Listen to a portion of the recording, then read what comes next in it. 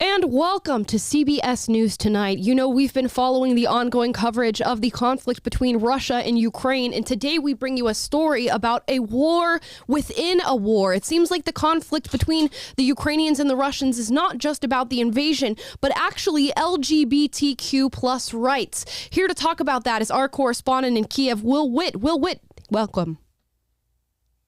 Thanks, Amala. I'm here on the scene. Things are pretty crazy around here. There's, oh my goodness, bombs, all sorts of stuff. But we have to remember what the fight is really about, and that is trans rights. That's what this whole conflict is about, and we have to remember that. Can you explain that further, Will? What exactly is happening on the ground in Kiev with trans people? Well, let's not worry about all that. Let's just worry about the fact that trans people are sequestered into a bad place in society. And without them, we don't have America. I mean, Ukraine. And it's very important that we look after them. A powerful, powerful message tonight brought to you by our correspondent, Will Witt in Kiev, Ukraine. Thank you so much, Will. Thanks, Amala. And scene. Guys, welcome to Will and Amala Live. Hope you guys are enjoying your Tuesday. We're here with you today. We're going to talk a number of stories. SNL, energy independence versus dependence. Is there a trans rights movement in Ukraine that people are not focusing on? CBS News brings us a story. The gall. Yale is going full diversity, equity, and inclusion. I have a new 5-minute video. Joe Rogan comes after Bill Gates, and it's TikTok Tuesday, so we'll get there at the end of the show today. Let's start off with this new skit out of SNL talking about, you know, this new age idea of COVID. By new age, I mean exactly what we thought 2 years ago. But here is this SNL skit, and we will react to it. It's like COVID's not over, but it's just gonna stop. I don't know how I feel about that. Yeah. Oh, you know, that reminds me of this article I read. Oh, honey, no one wants to hear about that. Well, it was in Bloomberg, and I thought it was interesting. What article? Well, Honey. it was just saying how mask mandates had, I don't know, little to no effect on COVID. The gall, the audacity. I'm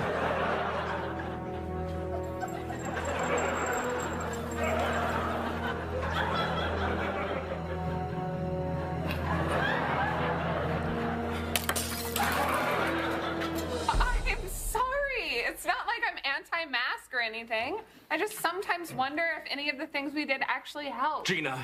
No. We can talk about this incredibly complicated and emotional topic. Yes, of course. I will start because, for instance, while I am so personally relieved that I'm vaccinated, Careful. I sometimes wonder if other people who are hesitant, careful, might not have like a valid. What? Not valid, but understandable. Not tonight. Help me. I think what she means is maybe sometimes we are a little overzealous when we condemn. Oh no. I just think that if people are actually losing their jobs. Oh no. Careful, girl. Look, vaccines save lives. Fact. Okay? They stop the hospitals from being overrun. Fact. Where are you up to? But did I have to dump my oldest friend just because he didn't get No. a booster?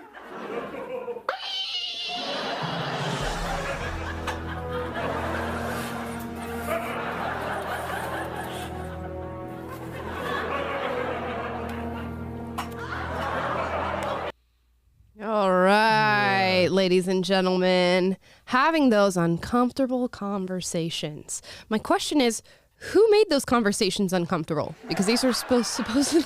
Thank you. Oh, sorry. I thought we were just playing the laugh track after Unfunny things. My bad. Yeah, it seems like Saturday Night Live was a very pivotal in contribution when it came to the COVID narrative. Every single Saturday making jokes about what we should and should not be doing, and at our expense as conservatives who said, hey, maybe it's not the best idea to run with your fears here and allow the government to control everything that you do with your life. But 2 years later, they get to come and just wash that all away with this very unfunny skit. It wasn't funny at all. Yeah. Like, even there's some things on the left where I'm like, okay, it's a little bit funny, but there was no point. Like, she made a funny voice, like, what are you up to? Mm-hmm. And that's the comedy of it, that you made a funny voice. That's the punchline. Right. It's not even creative or artistic or funny or anything that pokes any fun at any sort of truth. Yep. It's just unfunny. Yeah. If they were truly being honest, they would have went, careful. SNL is making skits about this every Saturday night that paint you as an incompassionate terrorist. That's what they really should have said, because that's what they've been doing for the past 2 years. Right. It's the same people who pushed all of this nonsense on us for 2 years, made jokes about anti-vaxxers, anti-maskers, people who are against the lockdowns, who don't stay in their homes, all this type of stuff. Thanks, Taylor. Thanks, Taylor. That's exactly Good right. job. No, Taylor, that's exactly right.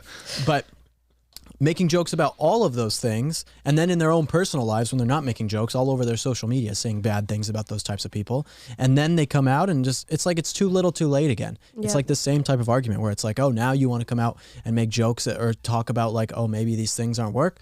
If you want to admit your faults and say, hey, I was wrong, that's fine. But they're not actually coming out and admitting they're wrong. They're trying to do it in some weird, not funny way that's supposed to be funny and connect Americans or something. I don't even know. It's ridiculous. So stupid. Maybe we shouldn't stop being friends with people who are unvaccinated. But wait, who proposed that?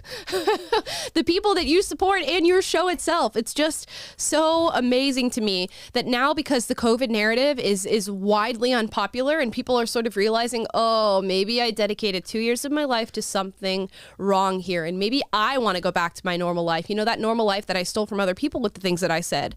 Now they go, okay, well, we can just wipe that slate clean. We can make a funny sketch about how we are now sane people who don't agree with mask mandates and telling everybody that they need to be vaccinated.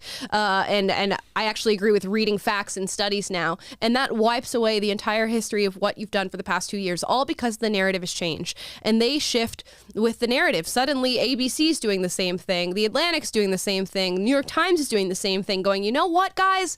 Maybe we're done with this. Even the CDC, head doctors for the CDC coming out and saying, okay, maybe we were wrong here. And because that has the word has left the horse's mouth, now all the little pawns down below can do the same. No, all of these people should be publicly shamed for what they did. And you should not let them forget what they said. If they try and walk back on it knowing that they're not doing it because they actually learned something, but because they're doing it because the narrative has changed, let them know that they said these things. Shame them for it. Post on your social media what they said. I mean, that Defiant L's page, why do you think that Twitter page is so popular?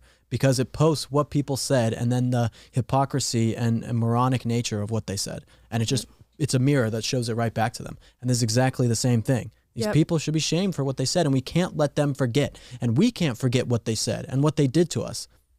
We can't forget what these people did. Yeah, there's two things that nobody wants to say, and it's I don't know and I was wrong. And both of these things should be said in this case, because you have a bunch of comedians who've been telling you how to live your life for the past 2 years. Just so ridiculous to watch. Not even comedians. They're not even funny. Well, yeah. Well, people who are try. attempting to be comedians, but it's just not funny. They try, ladies and gentlemen. I don't think they try. It seems like it. It'd be really hard to figure that that's trying. If they're trying, that's really sad. Right. You know? That would mean they have no talent. I mean, yeah, but still people watch SNL. Do they? I think so. I haven't looked at the ratings in a while, but the show's still running, so I imagine that people watch it. Right. So somebody likes that. If you're in the comments right now, do any of you guys watch SNL? Have you watched SNL in years? I haven't watched it in years and years. Spencer made a poll asking the audience on the Will and Amala Live YouTube channel, which you should be subscribed to, if they watch SNL, and it's 97% say no. I can't imagine people watch it. Who watches it? You know, me and Taylor were talking about like this golden age of SNL, at least when I was younger, and I was watching SNL when you had like Jimmy Fallon and Bill Hader and like Stefan and all the little fun characters. And even before that with Chevy Chase, it's just like, wow, everything has gone downhill. No, it used to be funny. I'm not a huge like comedy type of person. I don't really watch comedies and things like that, like SNL. But there were things back in the day that used to be really funny. Stuff on Mad TV used to be really funny. Yes, there's a lot of funny I loved things Mad like TV. that. Yeah, but now it's just nonsense. It's because they're incentivized to just do clapter and make things that Right. leftist people will laugh at. It's I like know. that's why there used to be good interview shows, like late night shows and stuff, and now it's all just Stephen Colbert prancing around with neat people dressed up like vaccine needles. I know. And that's supposed to be funny. But it's even beyond just the politics. Like, it's just not, the jokes don't even land. There's just nothing funny about it regardless. Remember when Jimmy Fallon was about Jimmy and Will and Christina Aguilera putting on tight pants and singing about it? I just watched that last week again. It's so good. No longer are the days of comedy in this song. You haven't seen that? No. Every single day I got my tight pants. I got my whatever. It's fine. I'm not going to go through the whole song for you guys. No, you could keep going. I mean, Please. Give the people what they want, Amala. Right. No, but there was just a time where comedy was funny, and I think it comes from comedy being sort of out of respect. Even though you may have disagreed with people that you were imitating and things like that, you still respected them. And when you have that level of respect and this want to understand the people that you are making fun of, comedy is so much better. That's when comedy truly lands, is when the demographic that you're making fun of can recognize that you actually understand them. Like the stereotypes that you're making about them actually land and there's actually truth to them. That's what makes comedy funny. But now it's, I hate these people. I want to bully them. I want to paint this caricature of them and do it live on TV so that the people who like me laugh. You want to embarrass them. It's malicious. Yep. It's not about coming together as a form of comedy. Like, that's like when you're between friends and you say racist jokes to each other and you're friends, you do that because you're friends. And it's like what brings you closer together is making jokes like that about each other, right? But if you're like saying it in a mean way or a malicious way, then it's not really a joke so much. It's that you probably hate the person. Right. And that's what these people have in their comedy. Like the best comedians can come into a room where absolutely nobody has anything connected to like their upbringing, their background, where they live, their socioeconomic status, anything like that. And they can make that group of people laugh, even though there's such a disconnect between the way that they live. That's good comedy. And good comedy is born out of respect and understanding. And SNL lost that ages ago. Right. I don't think they Ages understand ago. much. No, they don't. Now, speaking of not understanding the current situation or the modern age, here is CBS News with a story about a war within a war. While we are talking about Russia's invasion of Ukraine and the ongoing struggles there, CBS is choosing to focus on what it's like to lead a transgender life in the country of Ukraine. The question is this an accurate depiction? Here's the video.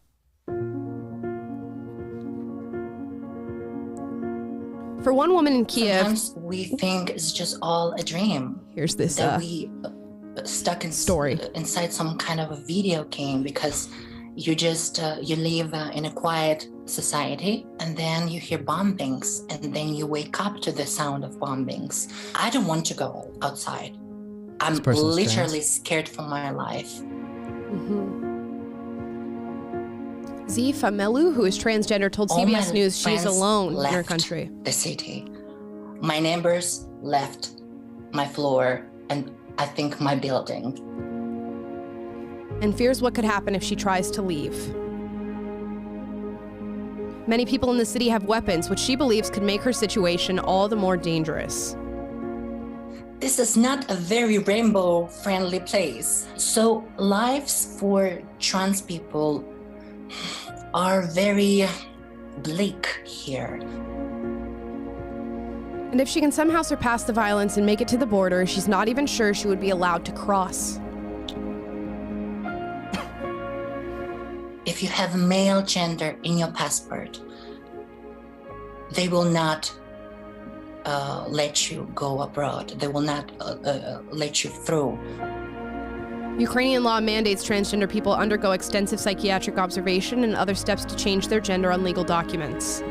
A war within a war, truly, truly. Famelu is desperate to escape Kiev, especially as her food supply dwindles. And the battle outside her apartment grows more intense by the day. Every noise from outside is a warning sign. It was hell living as a trans person in Kiev in Ukraine. We feel invisible, truly. Like we're not people, like we're not human. It's truly how we feel. Okay. How old is this trans person? I don't know. I would I just couldn't be see the video. speculating. Maybe An late adult. 20s, early 30s. Late 20s, early 30s? Possibly. This person should be fighting in the war. I mean, this person is a man. They should be fighting in the war. Well, technically. I don't know what procedures this person has undergone. Right. But I mean, So. that's what fighting age men do. When your homeland is attacked, you defend it. Yeah, it's pointing out a very interesting conundrum that I had not thought of, because why would one think about how this would affect a country at war? But yeah, if this person tried to escape, say, to Poland by foot or something like that, they would be turned away and conscripted because their identification says male. Now, I don't know if that's despite, hormone therapy or sex reassignment surgery or things like that, but it is something that I never thought about until I saw this story. Yeah. It's very strange. No, it is very strange. I mean, I think, I just don't know why that's what people are worried about right now.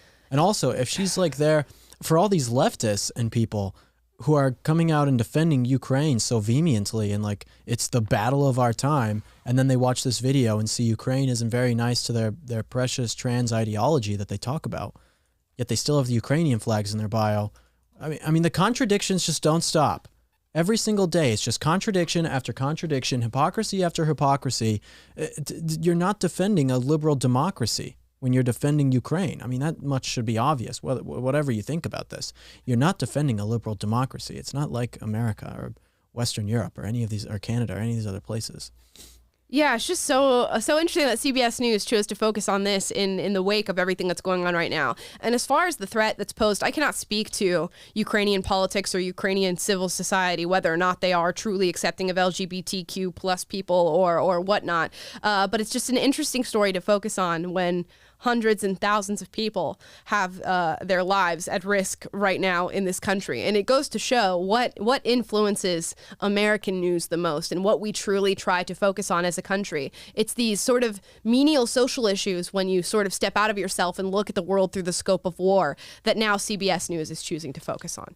Yeah. It's just insane. And as far as I tried to look into this a little bit and see what the true threat of maybe a hate crime being committed, because she stipulated in this video, I'm scared to leave my house because now Ukrainians have weapons and they're outside my house. And it doesn't seem like hate crimes are that pervasive in Ukrainian society. I was reading earlier that less than 20 hate crimes happened against LGBTQ plus people in Ukraine in the year of 2019. As far as that goes for 2020 and 2021, I imagine it is not worsened at all.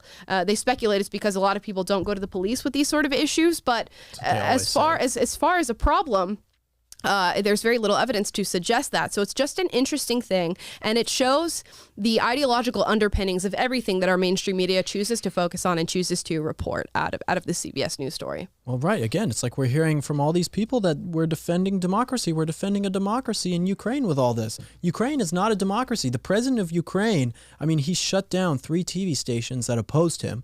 He went and arrested the leader of the political party that got second place in the election to him and jailed other people within the party. Like, this is not a government that America should be looking to emulate. That doesn't mean that you can't feel sympathy for people who are being attacked in Ukraine. It's sad. But to sit here and defend and act like this is some liberal democracy we're defending is just, it's just not true. It's just not true. And that to have that what they're focused on, and then the trans ideology that they're focused on, it's like, what is really going on here? I don't know. It seems like a whole bunch of nonsense. I can't say. This is a hard one to follow, I will admit. I've been on Twitter, obviously, through the duration of all of this and reading the news and all of this stuff. And then I'll see a story, and then the next day it'll say that story was fake.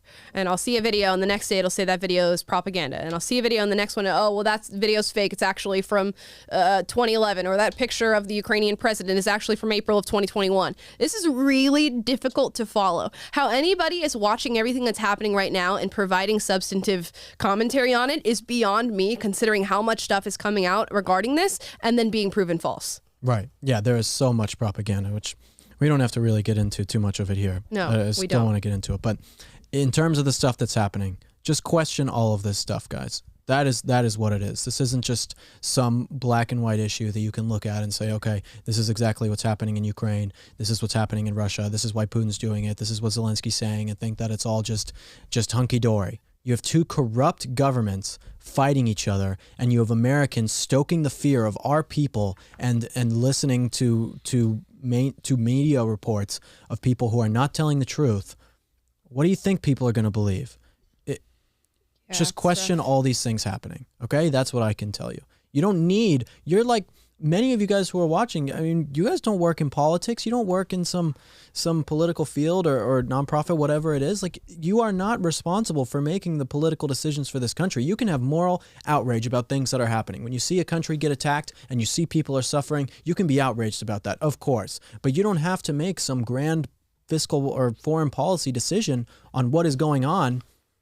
You just don't have to. There's no point. But they want you to. They want you to feel so incredibly outraged about this. There's a war going on in Turkey right now. There's wars going on in Africa right now. You guys aren't hearing anything about that. No one's outraged about that. No one's putting the Democratic Republic of Congo flag in their bio, right? That's not happening. But for some reason, it's happening now with this conflict. There is more going on. Just all I'm saying is just question all the stuff that you are seeing, all the stuff that is happening, and be wary of whatever that people are telling you to believe. The same people who for the last 2 years have literally lied about everything. The New York Times just came out with an article today. I'm not sure if you guys read the New York Times. Probably most of you guys don't like watching Saturday Night Live, but I read a lot of the leftist news.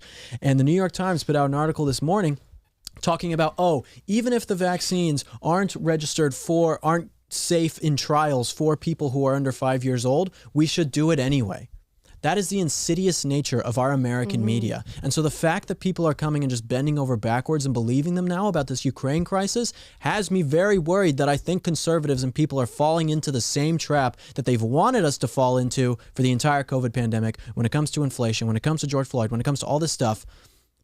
Just saying, be careful, okay? These people are liars, and they are not to be trusted. Yeah. I mean, in any facet of, there's so many different metaphors and analogies you can use for this. Typically, the abusive boyfriend does not get better. So why are we all of a sudden thinking that he is? That's right. Something to keep in mind here with not just this, with everything that they tell you. Literally everything. So we're not trying to just come down on this one particular conflict. Everything deserves a healthy amount of skepticism when being sold to you by these entities. I mean, Eric Swalwell, who had sex with a Chinese spy, he came on and was talking about that if you disagree with this narrative, you are probably a Russian asset. You're probably pro-Putin, Russian asset, helping Russia in this fight. And, what? I know. It's funny. That's what he did. He did. Yeah. And he wants to come on and talk about moral standings. It's sex with a Chinese spy. But it's the epitome of gaslighting.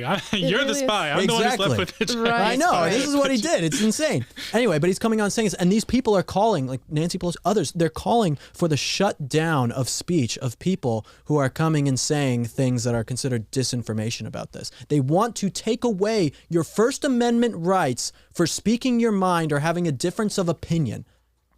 Gaslight and gatekeep, baby.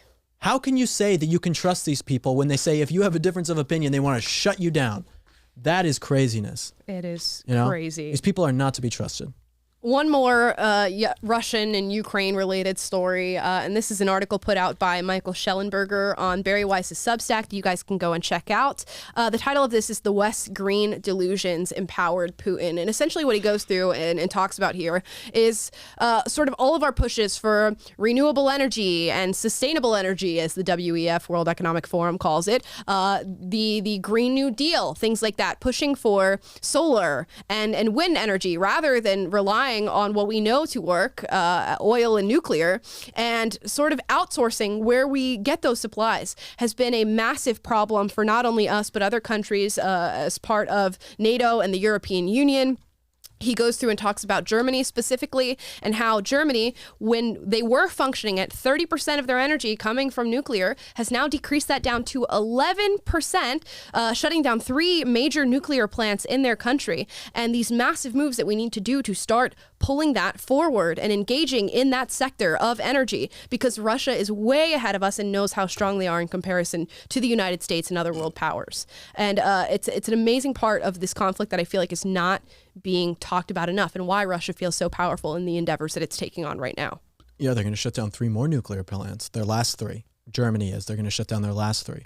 This is why? I know. It's just so dumb. Why? You know, shutting down their coal plants. We're doing it in California too, by the way. Yeah, we are doing it in California. Right, we're doing this exact same thing, and it's so dumb. We already have some of the highest energy costs. In California, we have 1 in 5 people live in energy poverty, which means that their energy costs are turning them into impoverished people in the state. Essentially, that's what it means, and it's self-inflicted.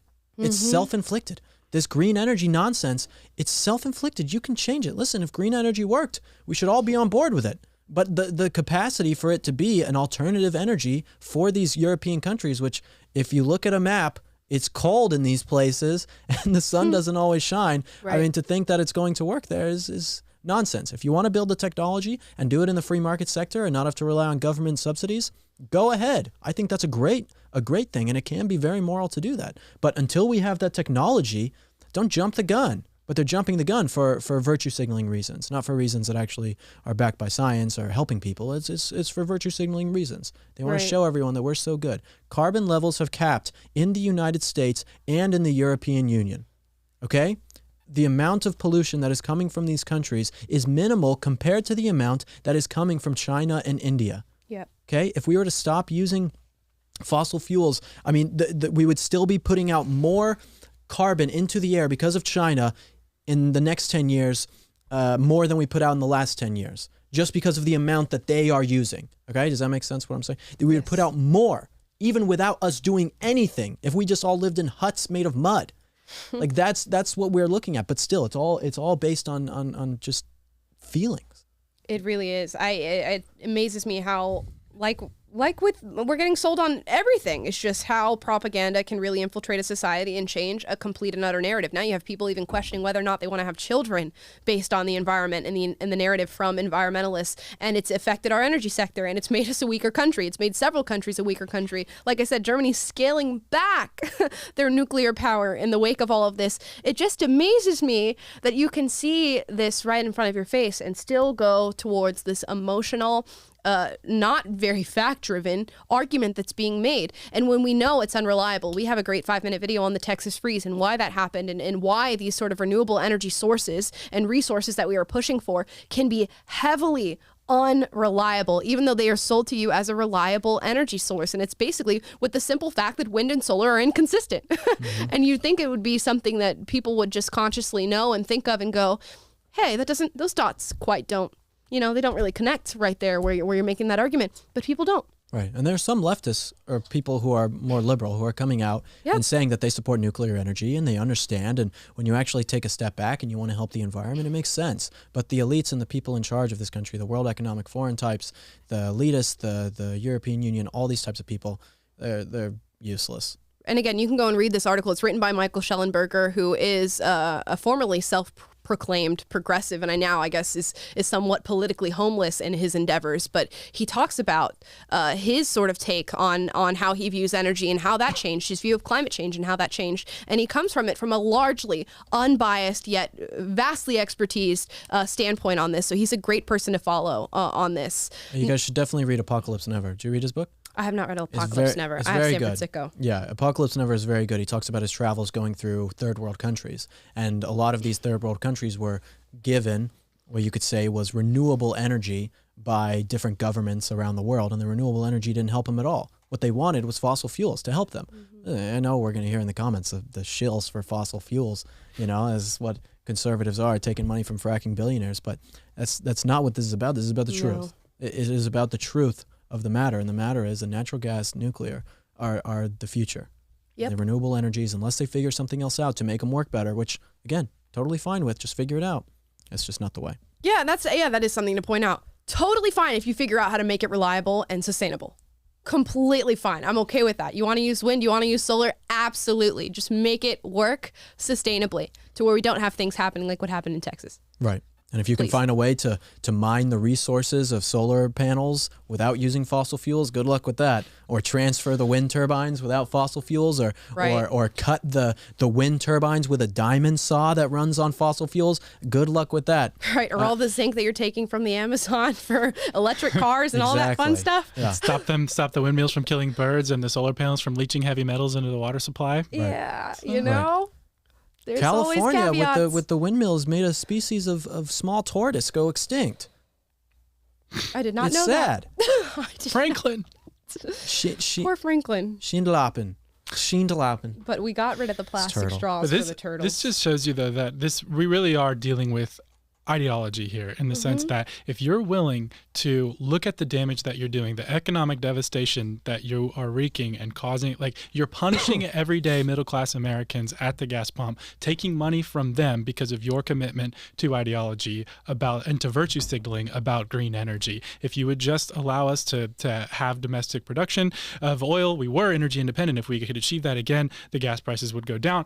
There's a reason they were much lower a year and a half ago than they are today. And it's the same thing that we see we talk about on the show all the time with this gender ideology stuff. They push it on kids, and then before you know it, they're injecting children with hormones and doing this blind affirmation approach, even though they know that causes psychological harm. And you see that in the outcomes in depression and suicide rates, but they're willing, for the sake of their ideology, to directly cause or overlook harm. Same thing with policing. Yep. It's just across the board. And that you're not dealing with people who are like just rational people who can look at the evidence of harm being caused by their policies, who will change their mind for most of the time. And that is the scary part. Yeah, very Exactly right. unfortunate. Very unfortunate. Speaking of creating more of these people, Yale University is launching a diversity, equity, and inclusion program that is going to infiltrate all 25 divisions on Yale's campus. This is part of an ongoing plan that they started in October of 2020. Now they have infographic posters. We all know the left loves infographics that they're putting on.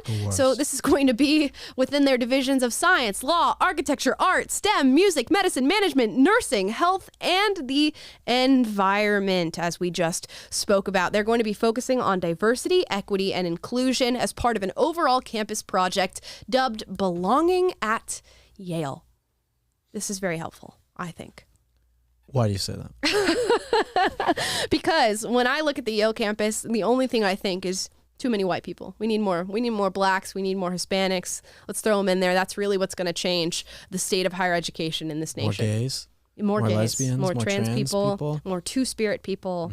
Oh, you got to get the two spirits. Got to have the two spirits. I think you're exactly right. This is very helpful because it makes me know exactly where I will never send my kids to school. Yes. And that's Accurate. helpful for me. Accurate. Yeah. I wanted so badly when I was younger to go to Yale. I was like, oh my gosh, I'm going to go to Yale. And I got the little packet in the mail from them, like, come to our campus. Luckily, that did not happen. But oh, it just sucks to see what we often looked at as just these beacons of education and mental fortitude and intellect just fall for the same exact trick that everybody else falls for. And that is this DEI, critical race theory, whatever word you want to call it now, because they keep, changing the word to keep you on your toes.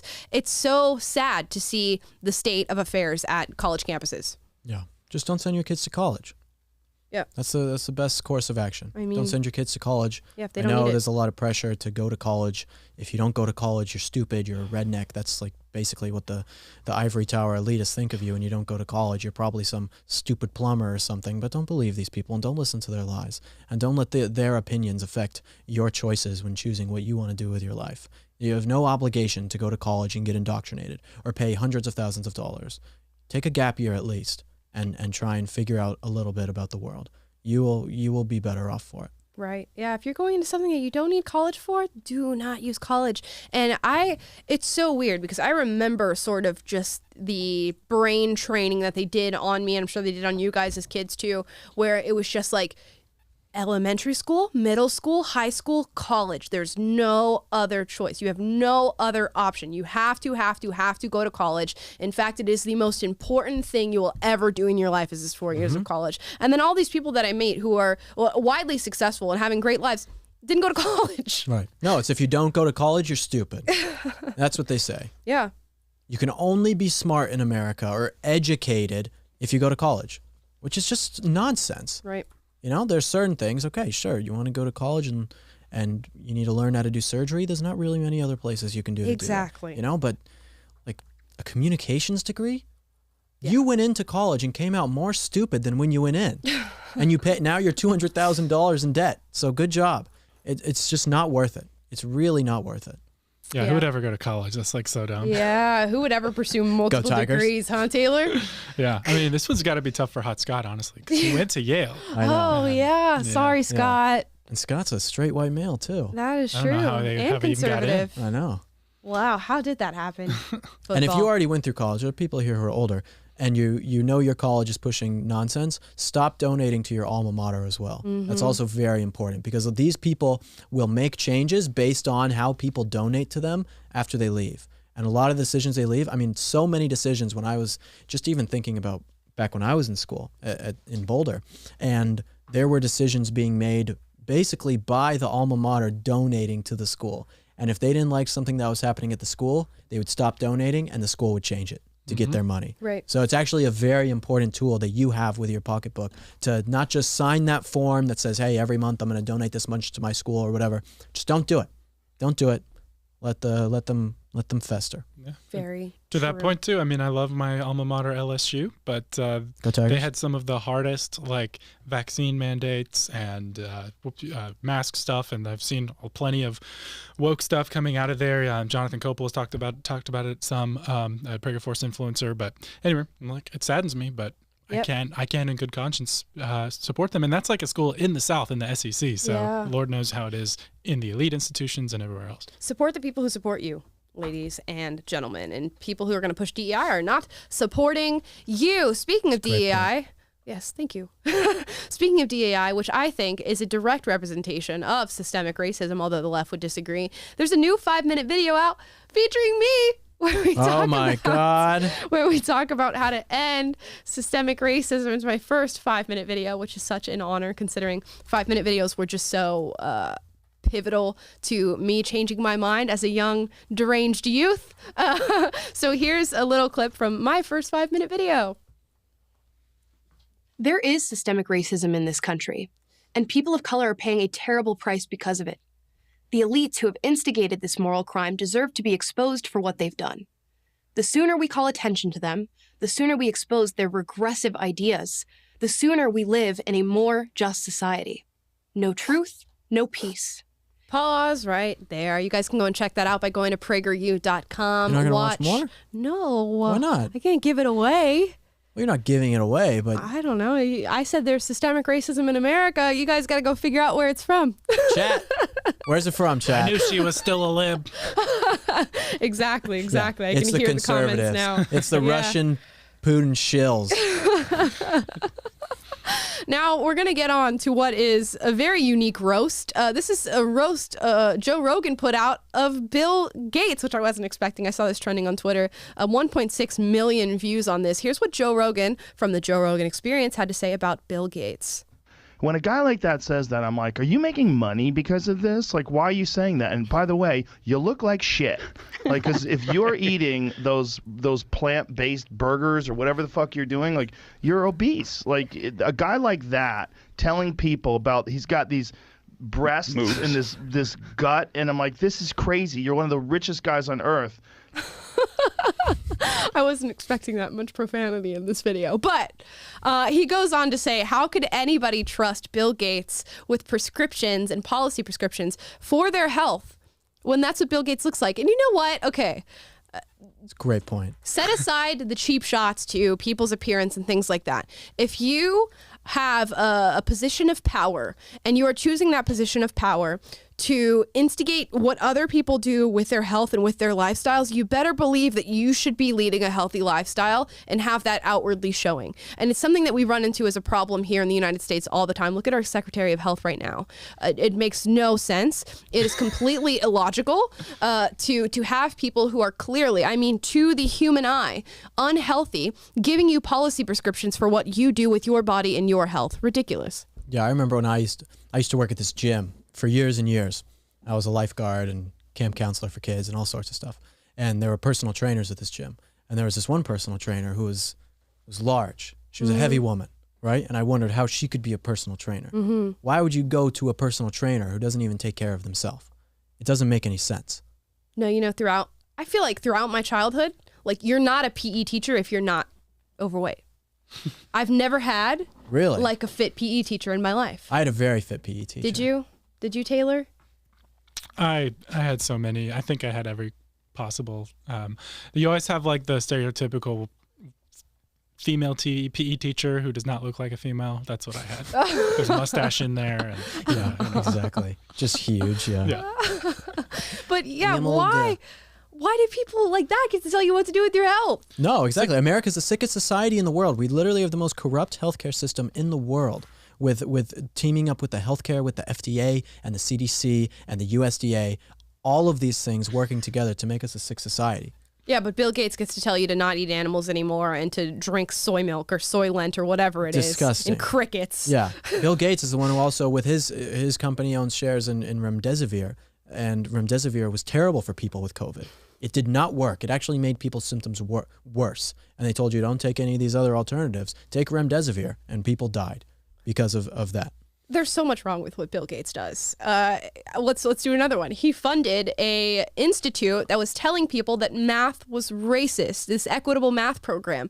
Bill Gates, just really get into that. The founder of Microsoft funded a campaign to tell you that math is racist. He's also given over $300 million to mainstream media to report on his political endeavors and to show you guys all these leftist talking points. Not a good dude, particularly not a healthy dude. And so far removed from what the true reality is to be a lower class or middle class American. He did a segment on, I believe, Ellen, where he went on and Ellen showed him grocery store items and asked him to just say how expensive they are. I think he thought a bag of pizza rolls was like $50. He's so removed from what it's like to lead a typical American lifestyle, yet gets to stand in his ivory tower and tell everybody else what they're supposed to do with their lives. It's $1 a pizza Amazes roll. me. Each pizza roll is $1. $50 50 in a bag.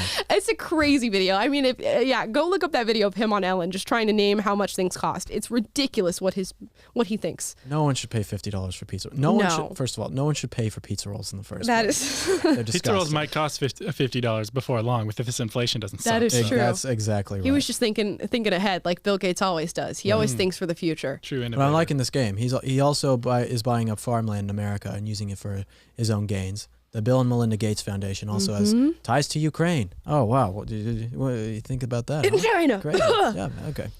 He's also buying beachfront properties while griping about how rising sea levels are going to destroy the world. Right. If you don't eat bugs, you're a racist. Yep. You better start eating bugs. Also, can you search for bug restaurants on Bing, please? Stop using Google. Yes. It's very important. Let's test this medication on you. Thank you. Yeah.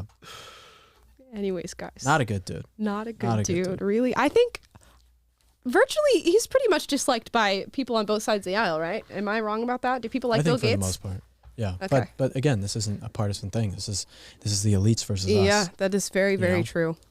And if you want to join the fight in the elites versus us, you can join the fight by donating to PragerU. Not everybody can go out there and make content. Not everybody wants to make content, but you can be the person who supports the fighters being me, Will, Taylor, everybody else here who works at PragerU, which is almost at 100 employees and quickly growing. Thank you guys so much for your support. I want to show you this page. It's prageru.com/donate. And we are asking you in the month of March, think about that. Do you want to support the people who are creating this content, changing young minds, and really putting the message and the narrative out there that needs to be taught, not the false propagandized narrative of the news media? Yeah. And while I'm talking, you guys can go to prageru.com/donate so you can skip my part for when Amala comes back on again. But you can go. And if every single person watching right now donates $20, we could reach 1 million people. That's true. If every single person right now donates $20, that's not that much. I know times are tough right now. But if every single person donated that much, we could reach 1 million people. If everyone right now donated $50, we could reach every single person in America. I mean, it's truly incredible. So please help us in the fight. It really means a lot. We are a nonprofit, so we are not a for-profit company. We rely on your donations. If you want to keep the lights on here, keep Amala with a job. I will make a cardboard sign if you guys don't donate. No, but really, it keeps us going. So thank you guys, and God bless you. I really, really appreciate it. Now, make sure Will can buy his $50 pizza rolls. Yeah. Yes. Each pizza roll is $50. Each pizza roll is $50. Now, let's get into TikTok Tuesday, the segment we do every single Tuesday where we react to really our favorite Twitter account, which is Libs of TikTok. We lean on them so much. So thanks, girl. I appreciate you. I believe you're also in LA. So shouts out to my girl at Libs of TikTok. Yeah, I think so. So she's holding down the fort here in Los Angeles with us here at PragerU. Let's get into this first TikTok about this young they, them. being upset about being misgendered. Terrible. I have a serious fucking question, okay? Sorry. What about this outfit and this person scream? Yeah, let me just give a profanity warning really quick after the profanity glad was you said. did it now, Amala. Thanks. Let's continue. Screams woman! How do I keep getting misgendered? Oh, Is that it? that's it. That's it. It's just one loud plea to not be misgendered anymore. What about this outfit screams woman? Maybe I couldn't it see the is. video. What was she wearing? There we go. Maybe it is your distinct feminine features. Yeah, it looks that like a woman. screams woman. Maybe it's because you literally look like a woman. I put on a plaid shirt. woman. You're not supposed to know. Yeah. I put on a flannel. I got on Birkenstocks, man. Girls love Birkenstocks, especially back in Colorado. Girls Can you? do Why love did you put on Birkenstocks. the sunglasses? You're Well, I had the sunglasses on last Tuesday for TikTok Oh, Tuesday. okay. And so now I feel like I'll make it a trend. Oh, got it. Yeah, I'm so sorry. My mom said TikTok is the worst thing ever invented. Thanks, Mom. Totally You're right, right, Will's Mom. You are right. based. you Yeah. are totally right. Thank you. Yeah, you know what? I'm really trying to think about this in all the ways that I can think about it.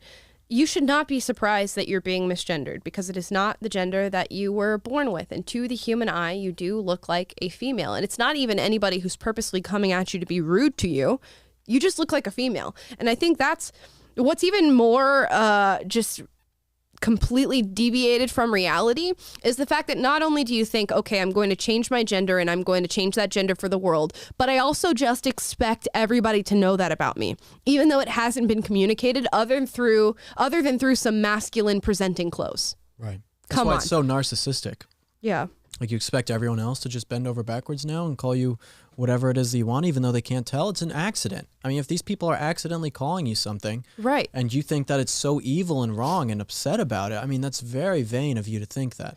And most people, if you corrected them, would go, all right, dude, I'll call you he, him, or they, them. Yeah. Just chill out for a second. But no, you expect people to just simply know by looking at you. Right. Come on now. Yeah. Right. And it's like also like the fact that you're coming and posting a video about it on TikTok goes again to show the vanity of it. Right. That you can't just live with your problems or figure them out by yourself. You now have to post it on the internet for other people to see. Yeah. You can't just go, oh, that person misgendered me. I'm going to move on with my day. Right. It's the end of the world. The world is ending. I'm going to start eating bugs because the world is ending. It's just so amazing. Here's another one. Apparently, nominating 3 black women for the Supreme Court is still not enough. Now we have to look at who they're married to. Here's another short TikTok. Just something I noticed about the nominees that Biden selected. I mean, I don't know. Is it like a qualification that you need a white spouse to make it? Just something I know. Come on. There's always a new layer, man. The goalpost always moves. And albeit she wasn't making like a complete, I'm making this statement that you need to have somebody who also has a black husband. But oh my gosh, how deeply do we need to go with race? First you said, okay, well, there's too many white males on the Supreme Court. And now there's too many males. Okay, we give you a woman. Okay, now there's not enough women. Okay, we give you another woman. Okay, well, now we need black people. Okay, well, you had Clarence Thomas, but okay, we'll give you another black person and we'll make her female as well. And then you go, but her husband's white. Mm-hmm. And she's straight. So that's and another she's cisgendered and straight. Yeah. I can't believe she's not a lesbian. Where are we going to go from here? And she's able-bodied. Yeah. Question to ask people when you're talking about this to people and you're asking about ideas and values. It is, would you rather have 9 black, transgender, lesbian females who are on the Supreme Court, but they're conservative? Or would you rather have 9 straight white males who are leftists on the Supreme Court? Ask that to leftists and see what they say. What is more important to them? Right. Which one is more important? Their heads are going to explode because they don't know what to say. Do they want their values expressed or do they want the person? And probably they're going to say, well, I'd rather have the 9 black lesbians because that is representing the culture that isn't represented. No, if these are these people's ideas, then you obviously would want the leftists. What would conservatives say? Conservatives would say, I want the 9 black lesbian transgender females. Yep. Because it's about values. Right. But the left isn't about the values as much. They're about the way you look. They're about the identity politics. So you guys can use that one. He gives you permission to use that. We got that for free. Thank you very much. You're welcome. I actually thought that was a really good point or way to frame that argument. Yeah. Well, Thanks. you were going to talk about the Jordan Peterson thing, right? What did Jordan Peterson say specifically about this Supreme Court justice? Oh yeah, he said he was on a podcast I was listening to recently, and this issue came up about is this, should you go for the most qualified person or the person who fits the racial quota profile that you're looking for and gender parameters that you're, and his point was basically people are saying, well, it is the most qualified person. And he's like, well, by definition, by announcing ahead of time that it has to be a black female, black people are 13% of the population, half of that are female. So you have about 6.5%, 7% of the entire talent pool. You're reducing it down to 6.5%, 7%. So 94, 93% of the entire available candidates you are completely eliminating from even being considered just because on the basis of their skin color. And so how are you going to be able to say that that is the most qualified person when you're only looking at 6% of the available options? Well, being black is the biggest quality. Yeah, nowadays. That's what makes you the most qualified to these people, is being black or being a woman or being trans. But apparently not enough, because now if you're black and you have a white husband, you're not qualified. Better not be race mixing. Better call Kamala Harris on that one then. Mm-hmm. And even if the husband was black, it would just be something else next time. It's like, well, why don't we have any gay people on the Supreme Court? Right. Why isn't your black husband bisexual? Right. Why is your second cousin's wife white? Please explain that to me. How dare you? How many little person two-spirits do we have on the Supreme Court? Do you see how racist that is? Imagine if I was running for Supreme Court and my wife was black and someone said, oh my God, his wife is black. Yep. We can't have him on the Supreme Court. I mean, the fact that that's even allowed to be said about white people, like you can't even associate with white people, is so racist. It's beyond words. It's beyond words how racist that is. Yet here we are. So good job, idiot leftists, for making everything so racist. Everything racially obsessed. Is this the systemic racism you were talking about? This is part of the systemic racism I was talking about, Will, which you guys can check out on the newest 5-minute video at PragerU by going to PragerU.com, clicking watch, and going to 5-minute videos. Good job. Well, it should just be right on the homepage. That you just is go to true. PragerU.com, it's going to be right there. Yeah, be able it'll to also find be on the homepage Yeah. with my face on it. Yes, along with PragerU.com/donate. One last video. Is this a third world country or is it Seattle? You guys guess. Just garbage strewn everywhere. A Stella Artois box. Somebody's partying.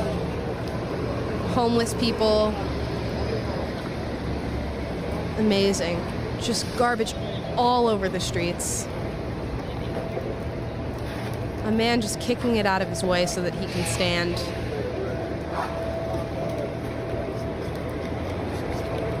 Beautiful. Picturesque. I can smell the human urine. But at least there's McDonald's. And it's open. Yeah. That's your beautiful city of Seattle. That is your future, Middle America. Not all of you guys live on the coast, but that is your future. And then you go to that McDonald's, and it's a robot who serves you, and they serve you a McBug. A McBug. And that's your future. And then you go back to your tent and put in your Neuralink, and that's your life. Go back in the metaverse. Go back in the metaverse. Really That's literally is. your life. That's what it's going to be, and these people don't care at all. Man, you guys haven't seen Ready Player One, or you have? I've seen it. This is what we're headed towards. Just A little bit everything different, outside being, it's only a little different. Everything outside your world being a slum and looking like a third world country, but at least you can plug into your VR virtual life and dress up your avatar as much as you want. Right. This video is important, though, because it shows that literally places in America are third world countries. In Los Angeles on Skid Row, and many places in Hollywood, specifically Skid Row, are third world countries. They're in Seattle. You go to Portland, third world country, places in New York City, Chicago. These are third world countries. These are terrible places to be. There's no way around it when it comes to that. And yet we're focused on things that are happening so far away, all this different type of stuff. And it's like we should be focusing on the Americans at home who are being treated like garbage by the elites and the people who are in control. Why do we just why are people not worried about that? Why are they not worried about what's happening at our southern border? Yeah. I mean, this is what people should really, really be worried about right now, because this is your home. This is your backyard. These are your American citizens, your friends, people who you know. And they're being treated like crap. Yeah, and it's largely the fault of progressive policy. And you can track it down to the day it's implemented, nearly. And so many people have done so and made that known to the public, and still nothing happens. Yeah, look at San Francisco, Seattle, New York, Detroit, Chicago. It's just so obvious now. And I just don't understand how we can continue to have this happen. And I think what's going to happen is it's going to move to the areas where these elites are living, these progressive elites who are pushing for this policy, and eventually they will be the ones who cannot ignore it anymore, because it will be in their own backyard. And that's when things are going to start to change. But at that point, is it too late? You remember that video we reacted to? This was months ago. This must have been 6 months ago. It was Mayor London Breed in San Francisco. Yes. And she, what was that about? She said she was going to clean up the streets, or something about homeless? Or it's was it ridiculous what's happening to the very own citizens and taxpayers in the city of San Francisco, and we need to bring back aggressive law enforcement for the drugs and the crime. Yeah. Nothing has changed. Nothing has changed. Nothing has changed. I'm pretty sure it's gotten worse. And they keep spending money. When a politician comes and promises you something, all that means is they're going to tax you more and spend more money on a problem that could be solved in a much better way without government intervention. That's what a politician means when they come and promise you something. 'Tis true. 'Tis unfortunate. It is. But here we are. Terrible. What a gloomy way to end a TikTok Tuesday. No, but all this can be changed with all of you. Call your congressman. Tell him how you feel about this. Tell him you don't want to be a slave. Yep. Absolutely. Call out the news media and all the lies that they are putting out day in and day out. And eventually people won't watch anymore. Look at CNN's ratings and look at Joe Rogan's. Right. People have a thirst for truth and knowledge and wanting to know what's actually going on. And they can sense when they're being lied to, which is something that I think a lot of people are awakening to and feeling. And they're wanting to search for what is actually true and what is good. So at least we have that in mind. And there's always that silver lining that people can feel when something's off. They just have to choose whether or not to acknowledge it. And that's what we're doing here at PragerU. If you guys want to help us do that, again, go to PragerU.com/donate. Every single bit of your donation goes towards the work that we are doing right here, right now, for you guys. Again, with nearly 100 employees helping you get creative content, merch, telling stories, telling Dennis's wisdom to the world and getting that out to people. So many things that we do here at PragerU that are going to be influencing the next generation of people and the current people living here in America who need that influence. So PragerU.com/donate if you'd like to support us. And that is our show for today. Thank you guys so much for watching. Please like, subscribe, click the notification bell to be notified every single day when we go live. That's 2:30 Pacific, 5:30 Eastern. Leave a comment down below. What are some cities that we're forgetting that are having just as equal problems as this? We said San Francisco. We said New York. We said Chicago. And we know that Florida's not having that problem. Oh. Miami a little bit. My home state. Other than that, yeah. My home state. Anyways, guys, comment down below. Are there some cities that we're forgetting on that list? Do you live somewhere where these problems are just as rampant? Let us know and let your representatives know. And we will see you tomorrow, Wednesday, 2:30 Pacific, 5:30 Eastern. Bye, guys.